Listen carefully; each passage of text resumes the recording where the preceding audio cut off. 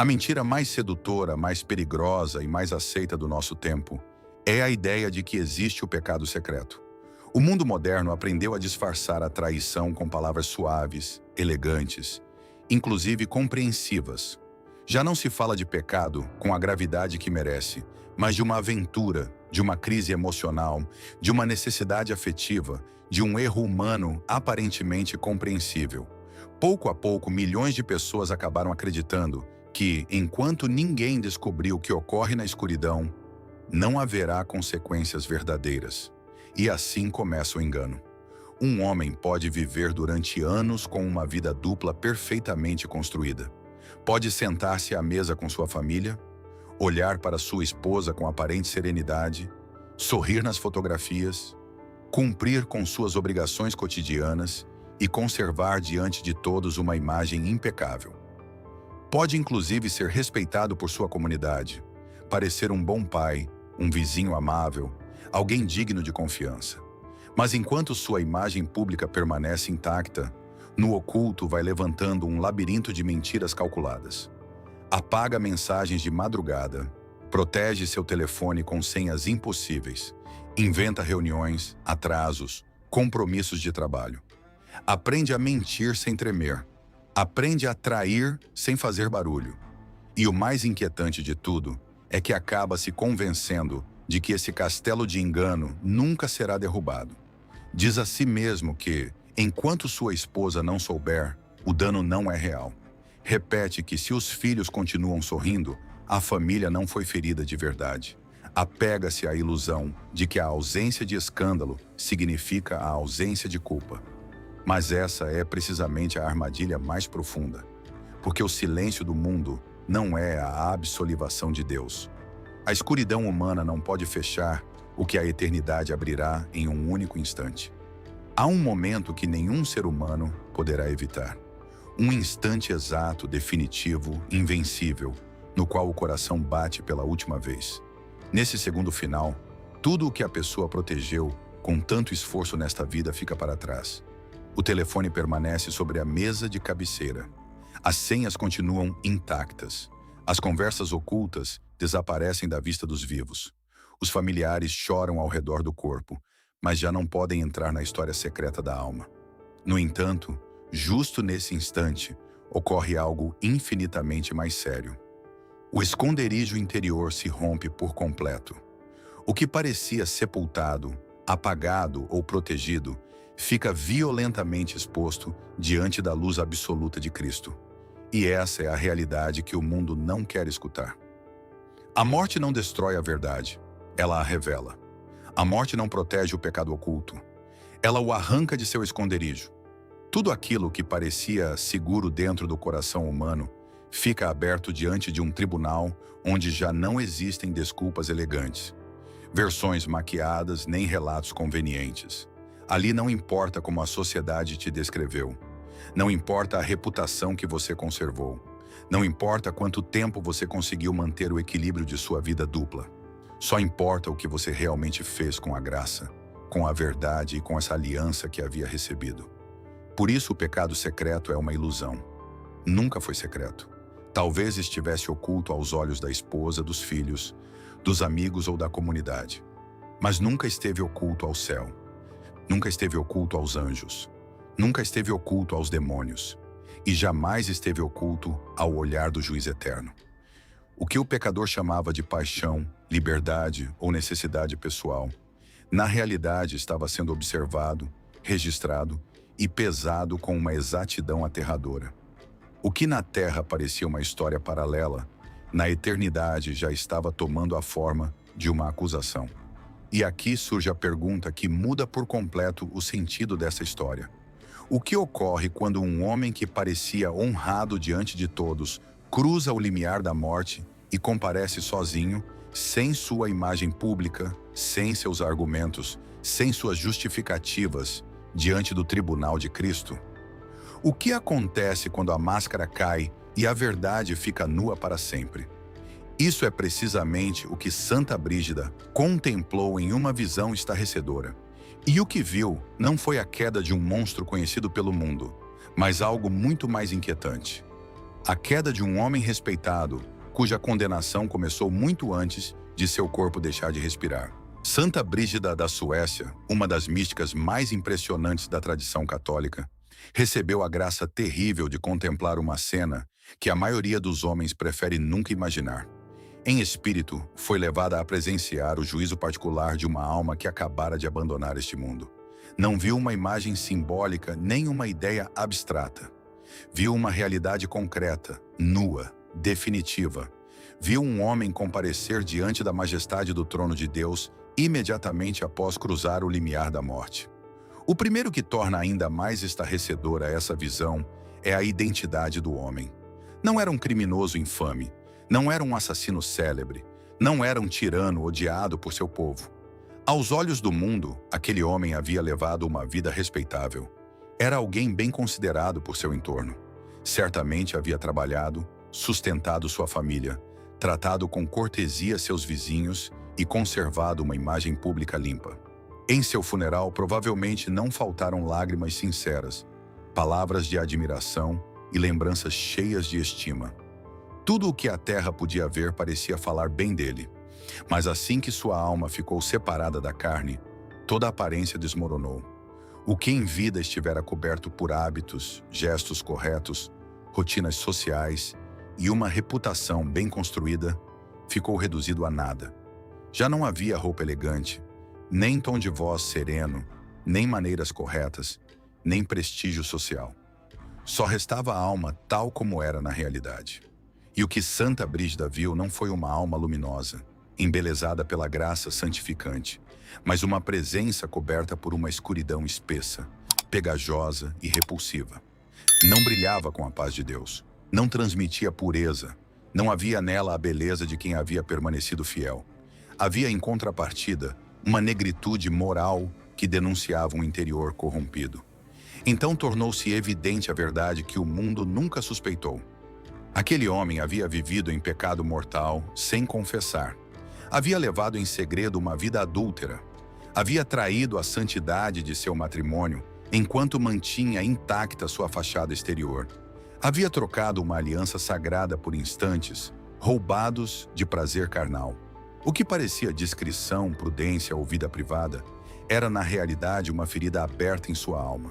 E agora, diante do tribunal de Cristo, a ilusão do segredo havia terminado para sempre. A solidão daquele momento era absoluta. Nenhuma das pessoas que o haviam admirado podia acompanhá-lo. Nenhuma palavra amável dita sobre ele durante seu enterro podia aliviar sua situação.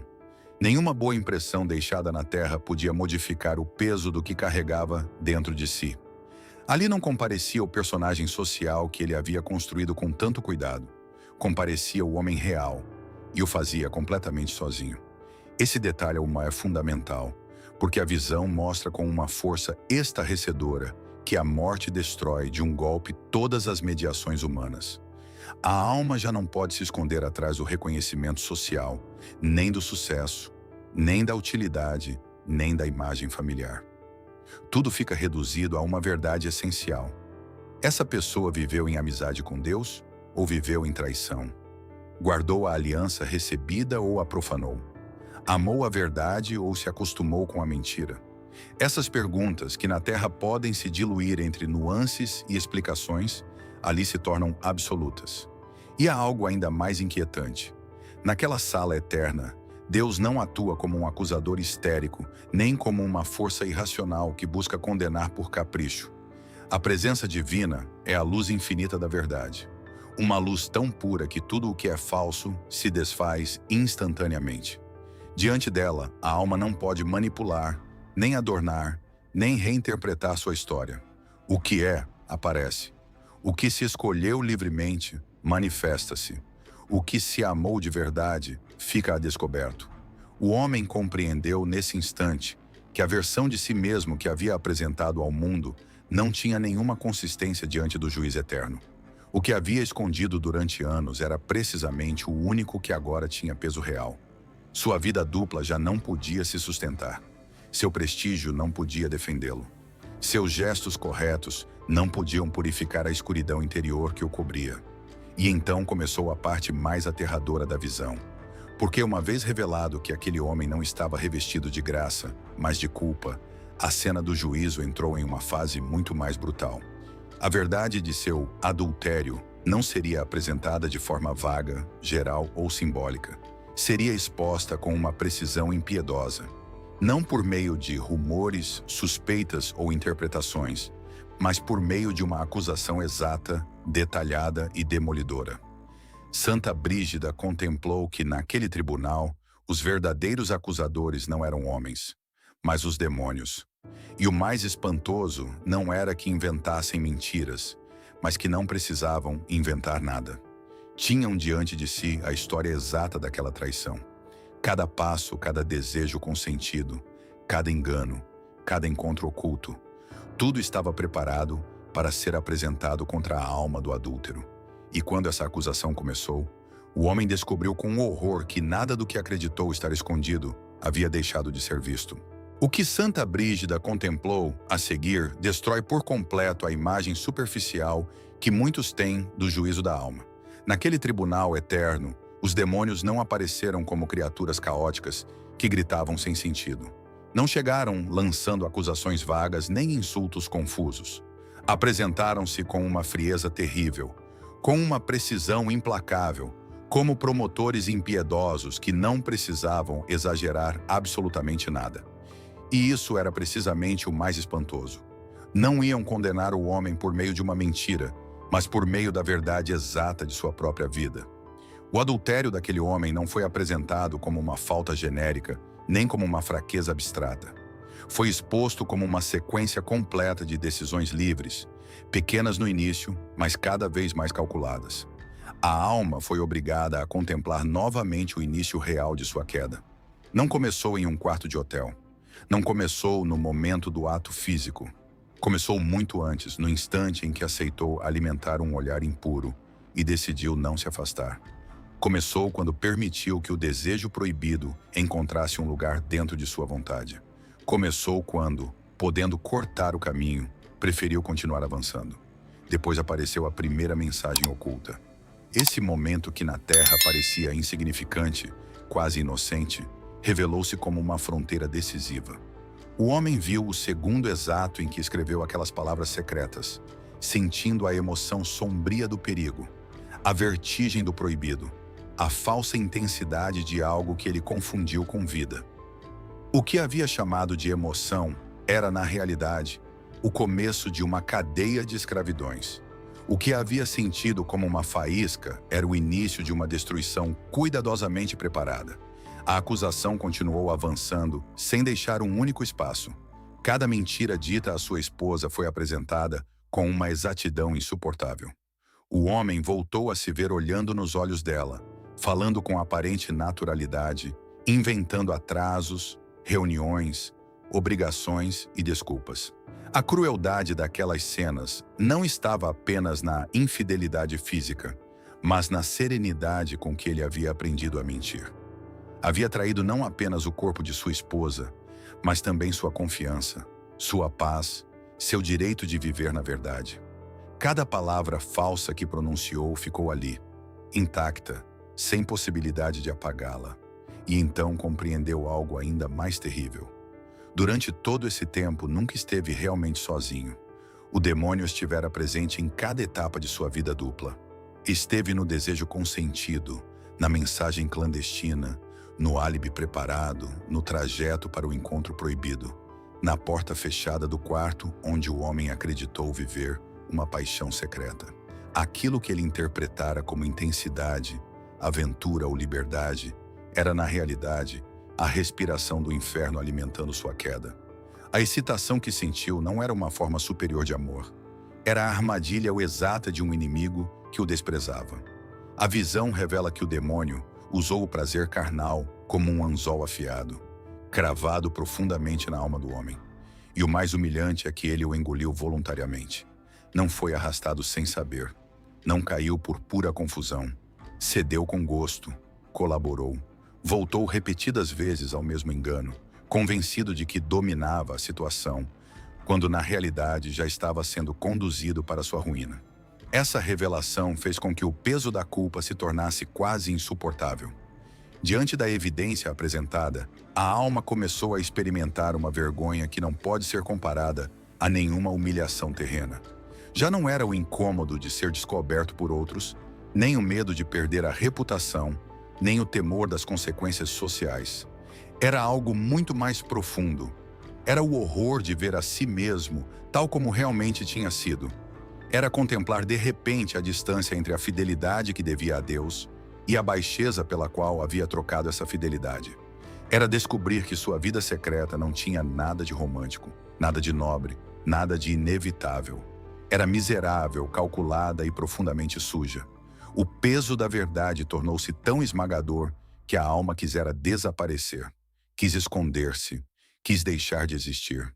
Quis que algo enorme a cobrisse para não continuar exposta à luz que tudo revelava. Mas no juízo eterno não existe refúgio. Não há sombra onde se ocultar. Não há versão alternativa dos fatos. Não há manipulação psicológica que funcione. A verdade não estava apenas diante do homem. A verdade penetrava nele e o obrigava a se reconhecer sem máscaras. No entanto, o mais inquietante desta fase do juízo é que a acusação ainda não havia atingido sua profundidade máxima.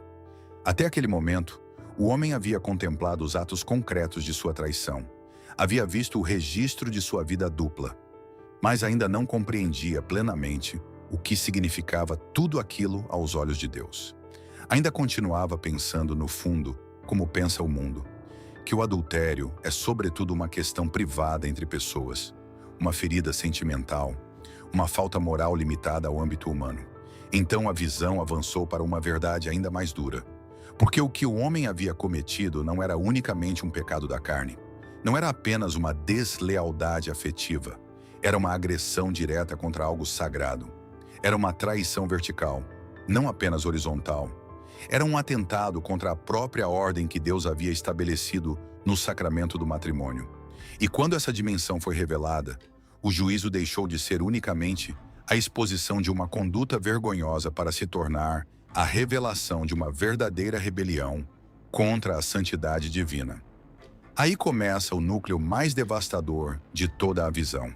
Porque se o adultério não destrói apenas a confiança de uma pessoa, mas fere o coração espiritual do lar e profana uma aliança selada diante de Deus, então suas consequências são muito maiores do que o pecador imaginou.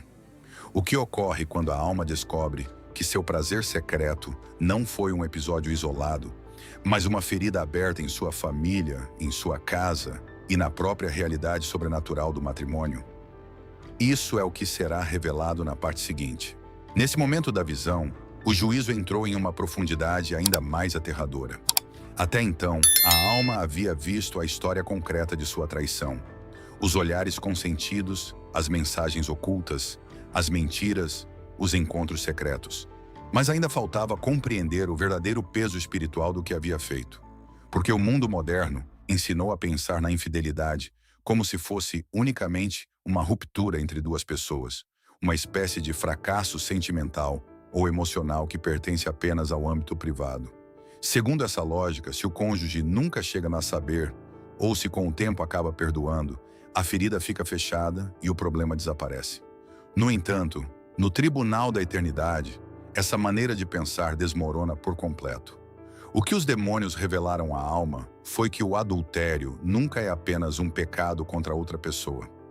É também uma ofensa vertical, uma traição que se levanta contra a própria majestade de Deus. O matrimônio não é um simples acordo social, nem um documento assinado diante de uma instituição humana, nem uma convivência abençoada pelo costume. É uma aliança sagrada, um pacto sobrenatural no qual um homem e uma mulher são unidos de um modo real diante de Deus. Essa união, ensinada pela Igreja e conhecida perfeitamente pelo mundo espiritual, não é um símbolo vazio. É uma imagem viva da fidelidade indestrutível de Cristo para com sua Igreja.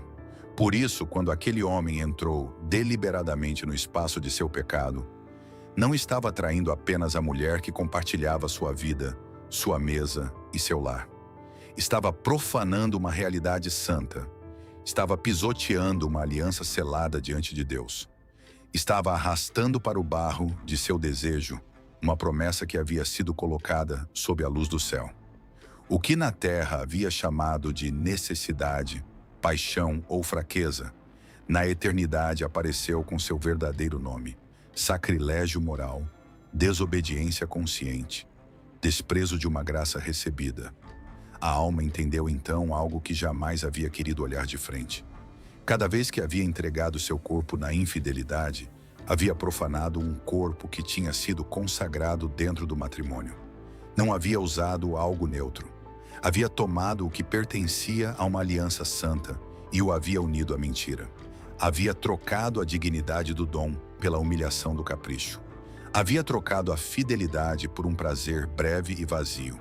E o mais terrível era que o preço pago por esse prazer não havia sido pequeno.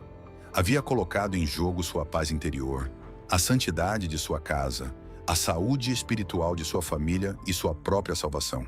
Mas a visão ainda não havia mostrado a ferida completa. Cristo, em sua justiça perfeita, permitiu que o homem contemplasse as consequências invisíveis que seu pecado havia deixado para trás na terra. Então compreendeu que nunca existiu algo como uma traição isolada. Nunca houve um quarto fechado capaz de conter o veneno. Nunca houve um pecado privado sem irradiação sobre os demais. No ordem espiritual, o pecado mortal atua como uma contaminação silenciosa. Quando um esposo ou uma esposa rompe voluntariamente a aliança matrimonial e abre a porta à luxúria, não apenas se afunda pessoalmente, também rompe a proteção espiritual que custodiava o lar. O homem viu com horror que seu pecado havia aberto uma brecha na muralha invisível que defendia sua família. Aquilo que na aparência ficava reduzido a uma história escondida havia concedido entrada legal a uma escuridão demoníaca dentro de sua própria casa. A visão lhe mostrou uma nuvem espessa, sufocante, uma espécie de invasão espiritual que havia se estendido ali, onde antes devia reinar a graça. O que ele acreditou controlar em segredo não ficou onde ele queria. Derramou-se sobre a atmosfera inteira de seu lar. Então viu seus filhos, e essa visão foi uma das mais dolorosas de todo o juízo. Eles não conheciam o segredo de seu pai. Não sabiam nada de mensagens apagadas, nem de reuniões ocultas, nem de traições silenciosas. E, no entanto, haviam sofrido seus efeitos. Sentiam uma inquietude que não podiam nomear. Absorviam uma frieza nova na casa. Percebiam, embora sem entendê-la, uma tensão invisível. A paz do lar havia baixado de temperatura. A graça que devia proteger aquele ambiente havia sido enfraquecida. E nessa fenda começaram a aparecer ansiedade, confusão, mal-estar e rebeldia. O homem compreendeu que a origem daquele sofrimento não era uma coincidência, nem um problema abstrato de caráter, nem apenas as pressões comuns da vida. A raiz estava na porta que ele mesmo havia deixado aberta. Seu egoísmo oculto havia permitido que o dano atingisse os inocentes. Essa revelação destruiu o que ainda restava de suas defesas interiores, porque até aquele momento talvez ainda pudesse pensar em seu adultério como em uma desgraça pessoal.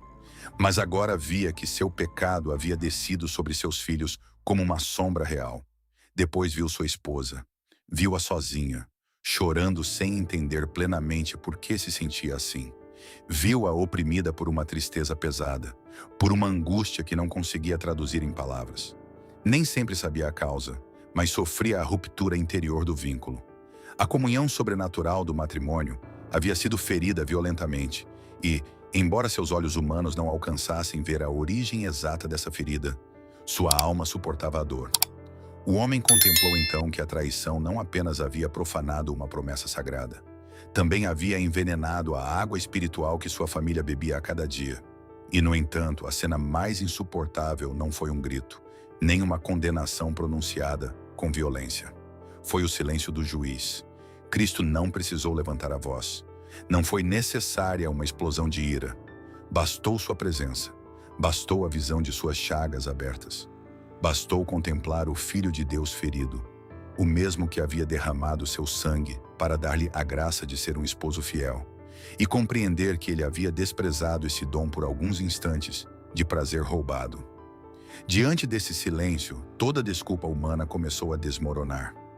O homem viu que cada lágrima de sua esposa havia sido recolhida. Viu que a dor silenciosa de seus filhos não havia se perdido. Tudo estava presente na balança da justiça divina. Tudo tinha peso. Tudo havia sido visto. Sua busca egoísta de satisfação pessoal já não podia ser apresentada como necessidade emocional, nem como uma simples fraqueza compreensível.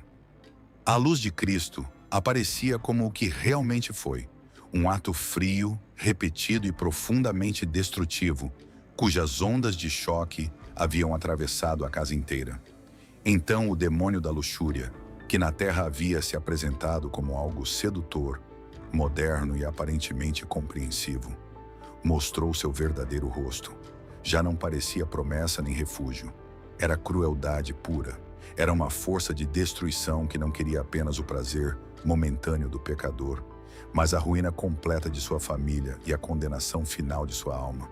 E quando essa verdade ficou exposta, o homem tentou agarrar-se ao único que ainda lhe restava: as desculpas. Tentou dizer que seu matrimônio estava frio há anos. Tentou justificar sua conduta com a falta de afeto, com o cansaço, com a pressão do trabalho, com a fraqueza humana. Mas na eternidade, essas explicações não resistiam à luz de Deus. Ali já não se podia maquiar as decisões. Já não se podia disfarçar a traição de fragilidade inevitável. A verdade revelou algo muito mais duro. Não tinha sido um acidente. Tinha sido uma cadeia de escolhas livres, pequenas no início, cada vez mais deliberadas depois, tomadas para silenciar a consciência e avançar para o pecado com plena lucidez. O juízo aproximava-se assim de seu ponto decisivo. A máscara do homem havia caído por completo. Seu adultério já não aparecia como uma aventura privada, mas como uma traição contra Deus, uma ferida aberta em seu lar e uma contaminação espiritual estendida sobre quem ele mais dizia amar. Já não restava nada para suavizar. Já não restava espaço para a autojustificação. Só faltava uma coisa: o veredito final. E quando esse momento chegou, a alma descobriu que a sentença não precisava de um longo discurso. Bastava o peso insuportável da verdade que ela mesma havia escolhido. O momento do veredito final chegou com uma rapidez impossível de medir, em termos humanos. Não houve uma longa espera. Não houve deliberação, como nos tribunais da terra. Não houve um processo lento, nem uma discussão prolongada, nem uma última oportunidade para reorganizar os fatos. No juízo particular, tudo acontece com uma clareza instantânea e absoluta. E, no entanto, embora ocorra em um único lampejo, seus efeitos ressoam para sempre na eternidade. Santa Brígida compreendeu que para a alma que morre em adultério obstinado e sem arrependimento, a condenação não precisa de um discurso solene. Não faz falta uma explicação extensa desde o trono. O próprio peso do pecado atua como uma força irresistível. A alma que viveu na mentira, na luxúria e na traição, quando fica exposta à pureza abrasadora de Cristo, já não pode se sustentar. A luz do juiz não a destrói de maneira arbitrária.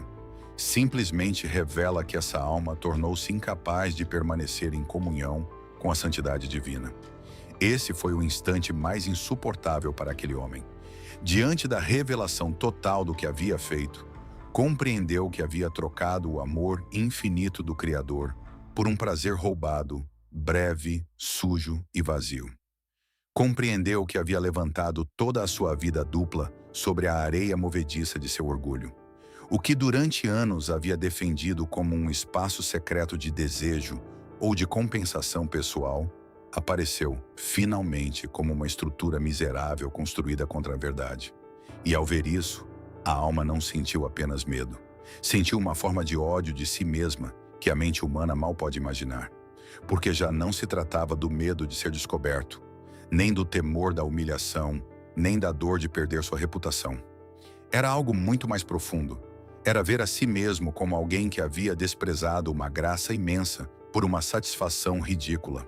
Era entender que tudo o que havia protegido com tanto cuidado não tinha valor algum diante do Eterno. Era descobrir que havia prostituído sua liberdade, vendendo-a por muito pouco. E essa revelação interior era já uma forma de tormento. Sem a proteção da graça santificante, a alma ficou completamente exposta. Então os demônios, que até aquele momento haviam apresentado a acusação com exatidão implacável, deram um passo a mais. Já não estavam ali apenas para mostrar as provas. Estavam ali para reivindicar o que o homem lhes havia entregue livremente com suas decisões. A visão mostra que a alma do adúltero não cai por acidente. É arrastada por aqueles a quem abriu a porta repetidas vezes, com seu consentimento, com sua mentira e com seu desejo. O mais terrível é que o fogo da luxúria, que na terra havia sido alimentado com prazer, transforma-se depois em um fogo de tormento. Aquilo que parecia doce torna-se insuportável. Aquilo que seduziu converte-se em algoz. Aquelas presenças espirituais que prometiam intensidade, emoção ou evasão revelam finalmente seu verdadeiro rosto. Já não lisonjeiam, já não seduzem, já não acompanham, apenas atormentam.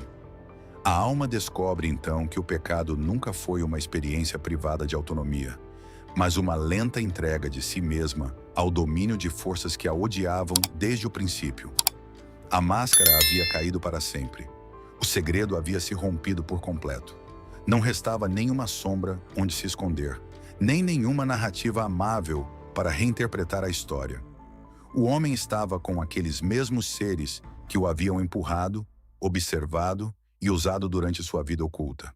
E nessa queda definitiva entendeu algo que talvez nunca quis aceitar enquanto vivia. O prazer do pecado dura um instante, mas suas consequências podem fixar a eternidade. No entanto, a visão não para apenas na sentença. Introduz também uma pergunta urgente, decisiva, absolutamente necessária para quem ainda respira. O que ocorre se uma pessoa caiu neste pecado, mas ainda não morreu? O que acontece se o traidor acorda uma manhã e continua tendo tempo? O que sucede se o homem ou a mulher que destruiu em segredo a aliança matrimonial ainda pode escutar uma advertência antes do último batimento? Aí aparece a virada mais séria de todo o ensinamento. Porque, depois de levar a alma ao pecado por meio do prazer, o demônio muda imediatamente de estratégia.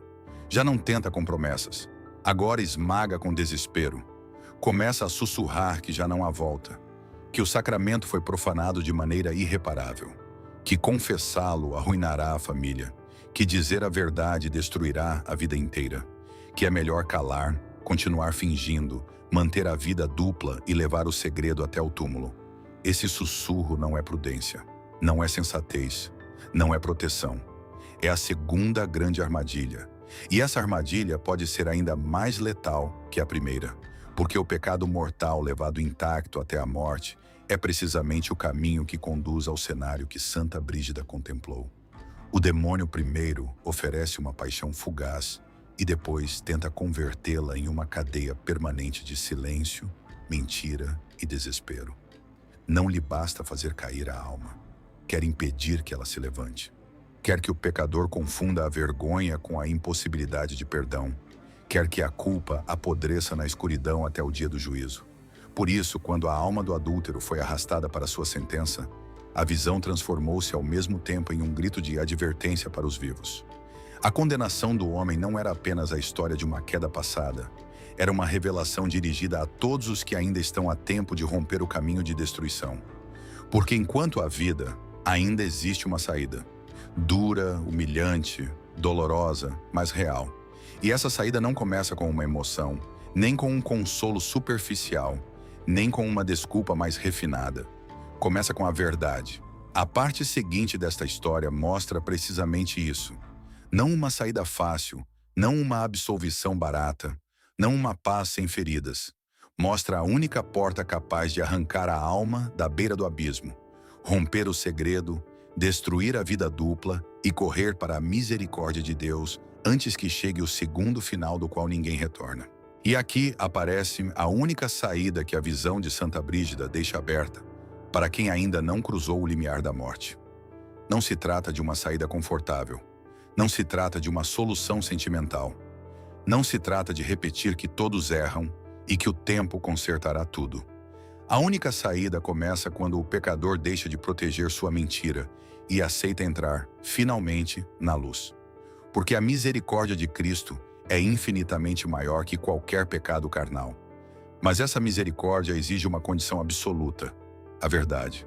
O demônio só conserva poder enquanto o pecado permanece oculto, protegido e alimentado pelo silêncio. Por isso, depois de ter seduzido a alma com o prazer, tenta acorrentá-la com o desespero.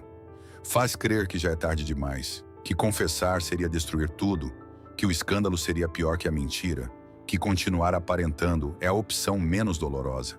Mas essa voz não quer salvar nada, quer levar o pecado intacto até o túmulo. Quer que a falta não apenas exista, mas que chegue selada, inteira e sem arrependimento ao tribunal de Deus. Diante dessa estratégia infernal, o ensinamento é taxativo. É preciso quebrar o selo do segredo. É preciso destruir a vida dupla. É preciso sair correndo para a confissão antes que a morte chegue sem aviso. A alma que caiu em adultério não pode esperar sentir-se preparada, nem que as circunstâncias sejam mais favoráveis, nem que o medo desapareça. Tem que se apresentar diante de Deus com a verdade nua. Tem que nomear seu pecado sem adornos, sem desculpas, sem maquiagem moral. Tem que reconhecer sua luxúria, sua traição e suas mentiras exatamente como foram. A visão sublinha que, quando o sacerdote profere a absolvição, ocorre algo de uma grandeza invisível e tremenda. O sangue de Cristo cai antecipadamente sobre o juízo particular dessa alma e destrói a acusação que o demônio estava preparando. O que teria sido apresentado como prova de condenação fica apagado pela misericórdia divina. O pecado é perdoado, a culpa é lavada e a alma pode ser arrancada da beira do abismo. Essa é a força real do perdão de Deus. Não uma emoção passageira, não uma sensação subjetiva de alívio, mas uma ação sobrenatural que muda o destino eterno de quem se arrepende de verdade. Mas o perdão não anula a necessidade de uma reparação dolorosa. E aqui a visão volta a ser radicalmente séria. Porque embora Deus perdoe gratuitamente, a cura da alma e da família exige uma penitência amarga. O pecador deve aceitar o preço da verdade. Deve atravessar a humilhação de reconhecer o que fez. Deve enfrentar o rosto ferido da esposa fiel ou do marido leal. Deve contemplar como a confiança se quebra sob o peso da confissão. Deve começar do zero o caminho exaustivo de reconstruir o que ele mesmo destroçou.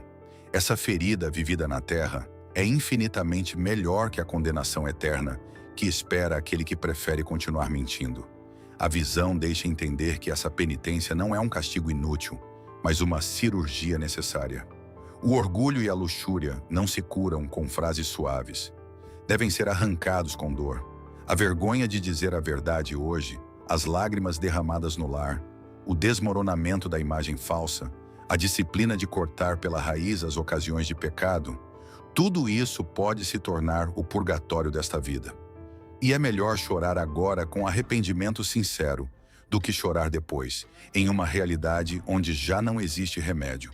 Por isso, a conversão não pode ficar em palavras gerais. Deve traduzir-se em decisões concretas.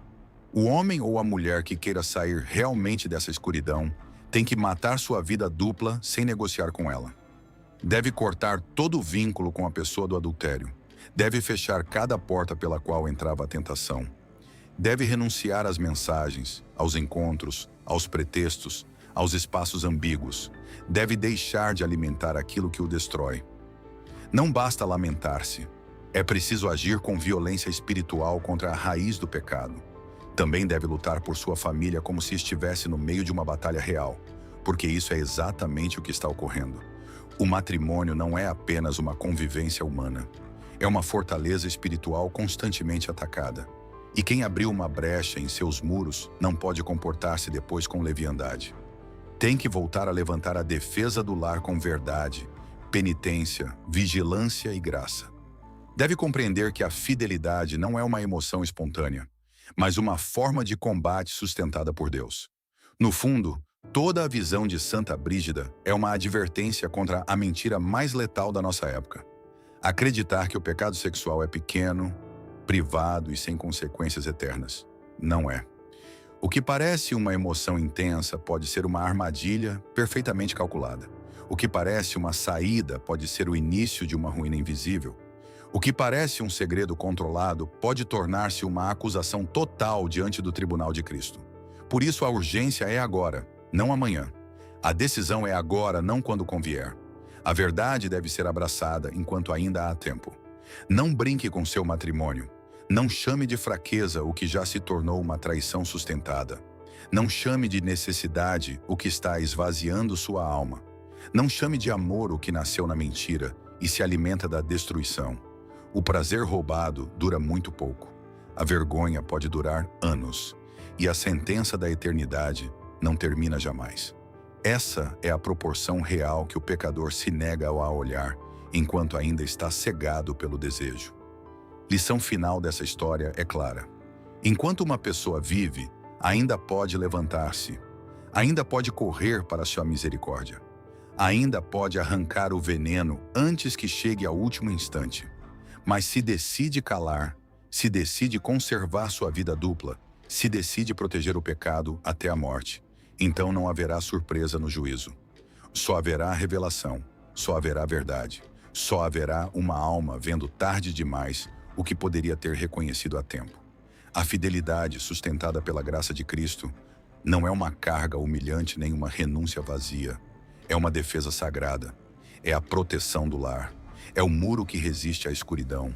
É uma forma de amor muito mais forte que qualquer paixão desordenada. E precisamente por isso o inimigo a odeia tanto e trabalha com tanta insistência para destruí-la. Quem compreende isso já não vê o adultério como uma simples queda moral, mas como uma guerra contra a alma, contra a família e contra Deus. Assim termina a advertência desta visão terrível. Não com um convite ao medo estéril, mas com um chamado urgente à verdade, à confissão e à ruptura imediata com o pecado. Porque o segredo pode durar alguns anos. A mentira pode manter-se durante um tempo. A aparência pode enganar muitos. Mas quando chegar o último batimento, só permanecerá aquilo que a alma escolheu de verdade. E então já não restará nada oculto.